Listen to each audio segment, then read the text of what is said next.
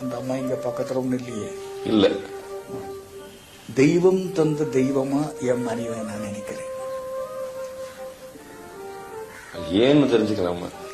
ஏன்னு தெரிஞ்சுக்கலாமான்னாக்கா, அந்த அம்மாவுக்கு நான் நல்லா இருக்கணும், நான் சந்தோஷமா இருக்கணுங்கிற ஒரு எண்ணத்தை தவிர வேற ஒண்ணுமே கிடையாது. பிழைக்க தெரியாதவங்க பேரம்பத்தியோட சந்தோஷமா இருக்கலாம்.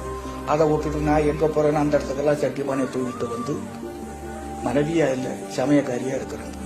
வாழ்க்கை நீங்க எந்த ஊர் போனாலும் வருவாங்க. ஆமாங்க. நான் ஒரு தமாஷா ஒரு விஷயம் சொல்வேன்.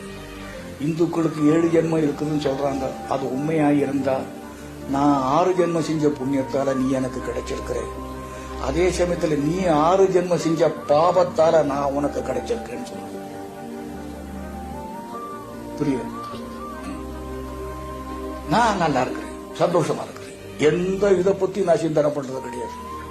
நான் ஒரு அசிங்கமான வெஜிடேரியன். அது இலை புல்லு தான் என்னுடைய மெயின் ஆகாரம்.